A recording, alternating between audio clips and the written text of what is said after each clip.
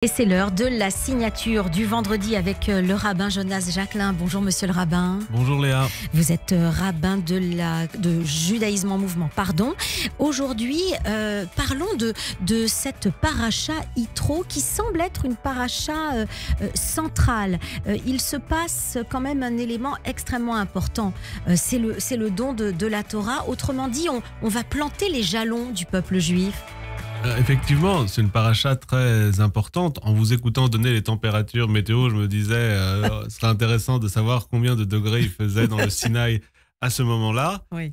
Certainement plus qu'ici aujourd'hui. Et donc, ça nous permet de rêver un petit peu en pensant à cet épisode qui est absolument unique dans l'histoire de la Torah, dans la mesure où le fait est que de manière générale, depuis la création du monde, on a été habitué à voir Dieu parler aux hommes.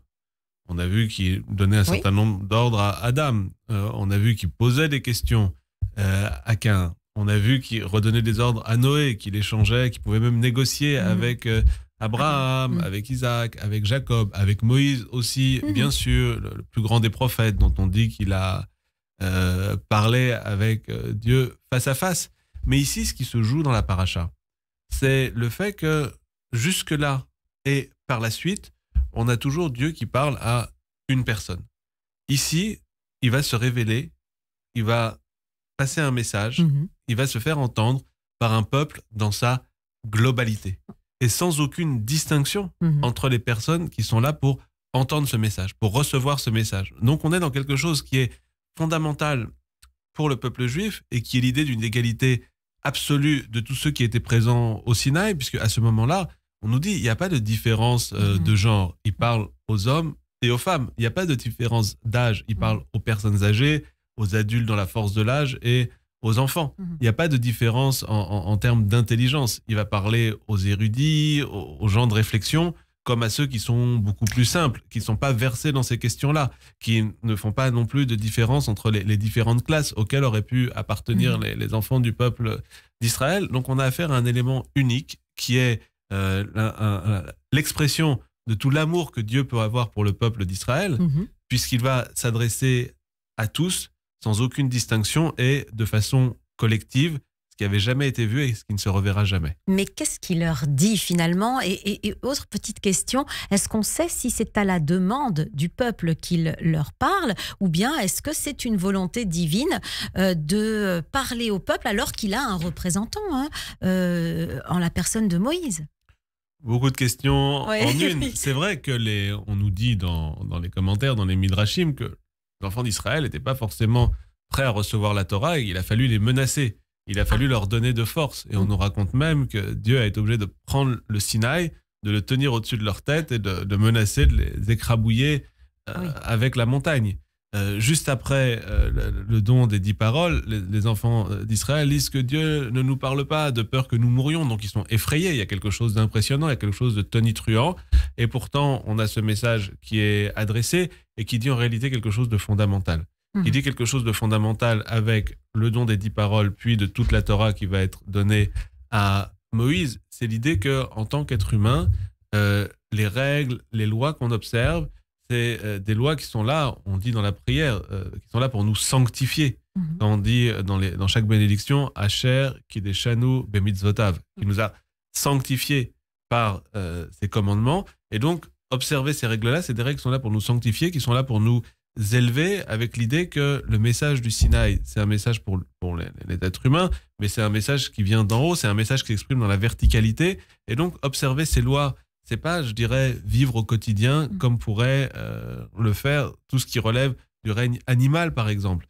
Un animal, il va avoir des habitudes, des règles, des comportements, mais qui sont généralement issus, qui sont généralement hérité de principes comme uniquement l'instinct de survie, uniquement comme la loi du plus fort, uniquement comme la réaction à des pulsions qui sont en chaque créature. Mais ici, les lois de la Torah, c'est des lois qui nous invitent à dépasser cela. Et on peut prendre quelques exemples. Je vais tenter d'en prendre peut-être un dans la première partie, un dans la deuxième partie des règles du décalogue. une loi comme le Shabbat, on pourrait se dire, c'est une loi qui vient pas dans la réaction naturelle de l'être humain. Un être humain, il a peut-être envie de vivre selon ses réflexes, selon ses pulsions, sans venir avoir un temps qui bloque tout ça. Et pourtant, dans les règles qui sont données à ce moment-là, on a véritablement l'idée de la sanctification du temps, d'un moment d'arrêt.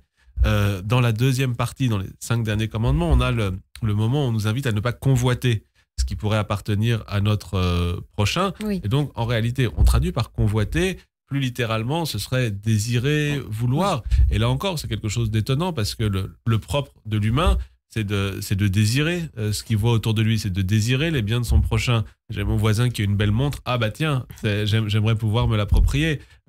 J'en pince pour l'épouse de mon prochain, ah bah tiens, je pourrais tenter une approche. Et ici, ce que nous enseigne la Torah encore, c'est d'être capable de lutter contre ses instincts, de se gouverner soi-même, d'être capable véritablement de se discipliner et d'aller parfois contre ce qui pourrait être considéré comme un penchant naturel et humain. Mais ce don de la Torah, les Hébreux ne s'y attendent pas. Je reviens sur l'idée de qui demande le don de la Torah, parce que Moïse leur avait dit, on traverse la mer Rouge et puis après, direction la terre promise. Et puis tout d'un coup, on leur dit, ah ben oui, mais attendez, on va pas tout de suite en terre promise, il y a des règles à respecter, paf, les voici. C'est une grande question qui se pose autour de qu'est-ce qu'on appelle la liberté. Et c'est un des grands enseignements de la Torah et qui passe au travers de 2 grandes fêtes. Bientôt, dans 2 mois, oui, la fête de Pessah et un peu après, la fête de Shavuot. Et donc, on va avoir l'idée que quand les Hébreux sont sortis d'Égypte, et c'est tout ce que nous a raconté la Torah ces dernières semaines, la libération du joug de Pharaon, quand les Hébreux sont sortis d'Égypte, ils ont mis fin à l'oppression. C'est-à-dire, ils se sont libérés de Pharaon qui les opprimait. Mais la liberté, c'est pas uniquement le fait d'être libéré de l'oppression. La liberté, c'est d'être capable d'avoir une constitution qui nous gouverne, qui fixe des règles de manière à vivre libre. Parce que être libre, c'est pas vivre sans loi. C'est pas l'anarchie. Au contraire, vivre avec un certain nombre de règles et de lois. Oui. Et c'est une question qui se pose en réalité au temps biblique, mais qui se pose à tous les peuples qui sont libérés. Quand on regarde dans l'histoire française, est-ce que mettre fin à l'Ancien Régime, c'est automatiquement être libre? Et quand on voit toute une phase de transition, de terreur, etc., on voit que ce n'est pas le cas. Non, il faut du temps avant de pouvoir établir des règles, des lois. Quand on regarde ces dernières décennies, toutes les réflexions autour de la libération de peuples opprimés, on voit que le chemin vers la liberté, c'est un long chemin. Et mettre fin à l'oppression ne va pas en un claquement de doigts donner la liberté. La liberté, c'est un long chemin et il aura fallu 40 ans aux Hébreux dans le désert